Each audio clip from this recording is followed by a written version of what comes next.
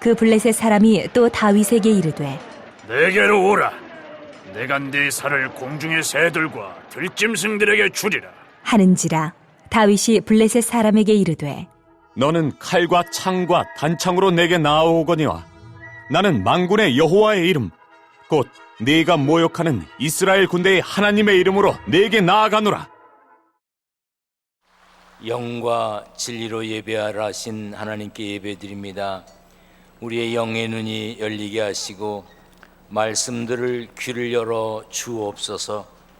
이 예배를 통해 보혈의 능력을 힘입고 새로운 소망과 기쁨, 새 힘과 새 마음을 갖게 하시기를 원합니다. 세상 살며 하나님보다 사람을, 세상을, 눈에 보이는 것을, 잡을 수 있는 것을, 잡은 것을 더 많이 의지했음을 고백합니다. 회개합니다. 용서하여 주옵소서. 쉬게 하시겠다는 말씀 믿고 왔습니다.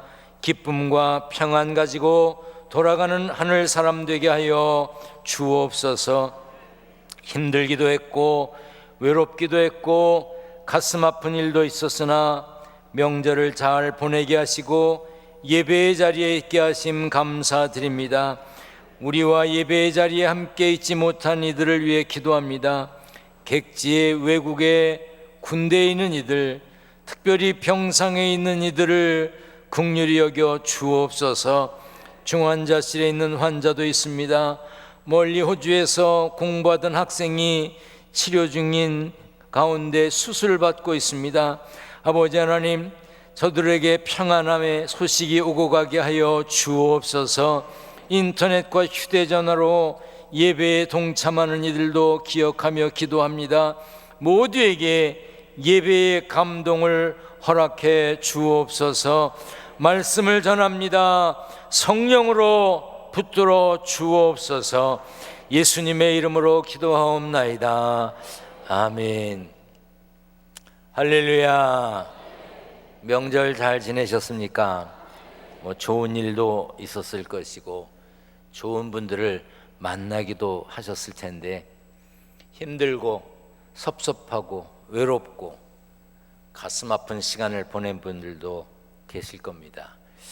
명절에 어른들 찾아뵙는 것도 좋은 일인데 그걸 고통스럽게 여기는 자녀들이 많이 있어서 어느 마을에선 아가야 설거지는 내가 다 해줄 테니 마음 놓고 오라고 그렇게 현수막을 다 써붙였다고 그러더라고요.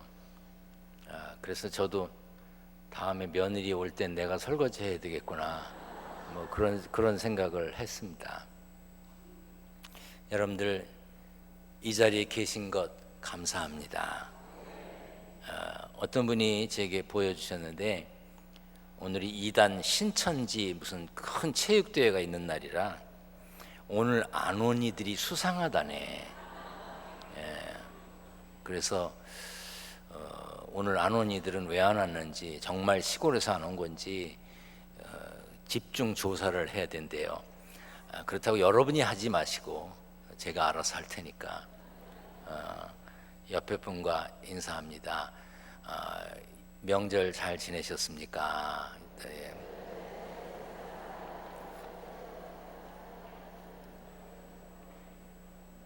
핫도그 좋아하시나요? 핫도그? 네, 이제 배가 살살 고플 때가 됐죠. 핫도그. 소세지에다가 젓가락 찔러가지고 밀가루 좀 만나게 해서 두툼하게 해가지고 기름에 튀겨서 케찹 찍어가지고 먹는 거 핫도그. 근데 이제 제가 미국 가서 보니까 핫도그가 그렇게 안 생겼더라고요. 그냥 긴 빵에다가 가운데 갈라서 소세지 넣고 피클 넣고 토마토 케찹 넣고 그다음에 그 머스타드 소스, 그 겨자 소스 넣어서 이렇게 먹는 거더라고요. 근데 어떤 분들은 핫도그를 안 드십니다. 개고기 들어있다고. 핫도그니까 뜨거운 게. 그래서 핫도그가 어떻게 생겼을까 이를 한번 찾아봤습니다. 어떤 분은 몸통이 긴 개, 닥스 훈트와 음식이 비슷해서 핫도그라고 불리게 되었다고 하고, 어떤 분은 20세기 초반에 독일의 소세지 가게들이 개고기를 소세지 재료로 사용하면서 생긴 이름이라고 하고요. 또 미국의 동부 대학교 기숙사 앞에 보면 노점이 있는데, 이렇게 우리로 치면 포장마차 같이 그런 노점들이 있는데 그걸 닥 웨건이라고 그런데요. 그러니까 닥 웨건에서 만들어 파는 거니까 핫떡이라고 그랬을 것이다, 이렇게 얘기합니다. 하지만 국제 핫도그 소세지 협회가 있는데 난 참 무슨 우리가 고양이 같아서 향후회를 하고 동창회를 하고 뭐 의사협회, 뭐 약사협회, 뭐 여러 가지 협회가 있지만 국제 핫도그 소세지 협회가 있는 건 또 처음 알았네. 하여튼 별난 모임이 다 있어요. 이 국제 핫도그 소세지 협회에서 발표하기를 핫도그의 어원은 모른다, 그냥 먹어라 이거야. 참 세상에는요, 그냥 뭘 맛있는 게 있으면 그냥 먹지, 이게 어디서 났을까, 누가 길렀을까, 어떻게 왔을까, 이렇게 연구하는 사람들이 있나 봐요. 그런 사람들 하라고 그러고 그냥 우리는 맛있게 먹자고요. 골치 아프게 살지 말고. 성경도요, 이게 원본인지 사본인지 뭐 장절은 어떻게 만들었는지 누가 어떻게 했는지 뭐 이런 거 따지는 건 신학자들한테 맡기고, 우리는 그냥 말씀 맛있게 먹고 말씀대로 살고 하나님께 칭찬받는 삶이 되기를 바랍니다. 성경 말씀은 지적 수준에 상관없이, 나이와 상황에 상관없이 하나님께서 우리에게 주시는 말씀이에요. 제가 설교를 하지만 지금 말씀을 듣는 분들이 각자에게 필요한 말씀으로 성령께서 역사하실 줄 믿습니다. 그런 방언의 역사가 있기를 축원합니다. 축원합니다. 성경 높이 들고 고백합니다. 저는 예수 믿어 구원받았습니다. 저는 예수 믿어 하나님 자녀 되었습니다. 저는 예수 믿어 천국 백성 되었습니다. 하나님께서 선물로 주신 오늘 하나님 말씀으로 가르침을 받습니다. 눈을 열어 주의 법안에 있는 놀라운 진리를 보고 깨닫게 하소서. 아멘으로 순종하여 하나님께 영광 돌리는 삶 되게 하소서. 아멘. 그런 삶이 되시기를 축원합니다. 1955년부터 56년 동안 미국의 시카고 선타임스라고 하는 일간지에 인생 상담 칼럼을 기록한 앤 랜더스라고 하는 사람이 있습니다. 독자들이 편지를 보내면 그 편지에 답장을 하는 형식으로 상담을 했는데 매일 수천 통의 편지가 올 만큼 인기가 있었고, 그 보내주는 편지를 읽고 분류하는 데만 8명의 사람이 필요했을 만큼 아주 인기 있었던 칼럼이라 그래요. 수십 년 동안 수만 통의 편지가 왔는데 그 편지들을 아우르는 총 주제를 한 단어로 말한다면 두려움이랍니다. 두려움. 사람들이 두려워서 상담을 하는 거예요. 성도 여러분, 주 안에서 평안하시길 바랍니다. 아멘. 마음 놓으세요. 맡기세요, 하나님께. 사실 저보고 하는 말이에요. 오늘 설교는 저에게 하는 설교입니다. 염려, 두려움 안 가진 사람이 없다는 뜻이에요. 모두에게 두려움이 있습니다. 20세기 초 미국의 경제적인 큰 어려움이 있었어요. 그것을 경제 대공황이라고 부르죠. 그 불확실한 때, 그 경제적으로 어려울 때 미국 사람들이 많이 불안해했습니다. 그때 대통령이 루즈벨트였는데, 루즈벨트 대통령이 이런 말을 했어요. 우리가 경계해야 될 것은 두려움 그 자체뿐이다. 바닥을 치고 있는 경제적인 현실보다 그에 대한 두려워하는 마음을 더 큰 문제로 보았던 것입니다. 사전에 보면 두려움은 위협이나 위험을 느껴 마음이 불안하고 조심스러운 느낌을 말해요.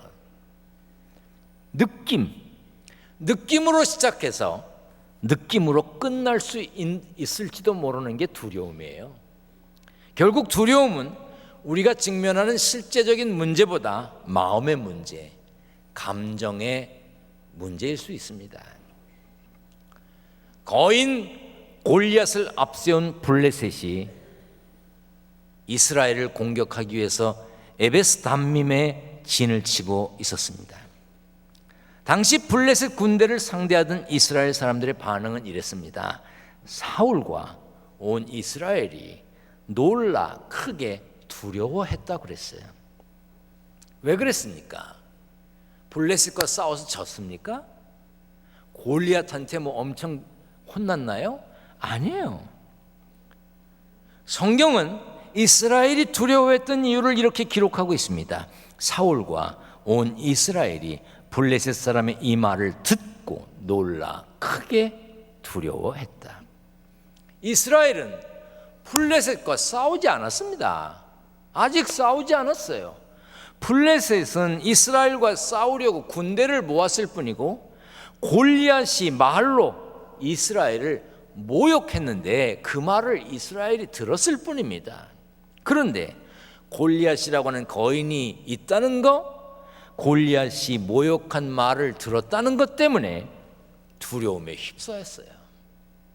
싸울 의지를 다 잃어버렸습니다. 그렇다면 그 당시 이스라엘이 골리앗과 블레셋을 두려워할 만큼 형편없이 힘이 없었느냐? 지도자가 없었느냐? 그렇지 않습니다.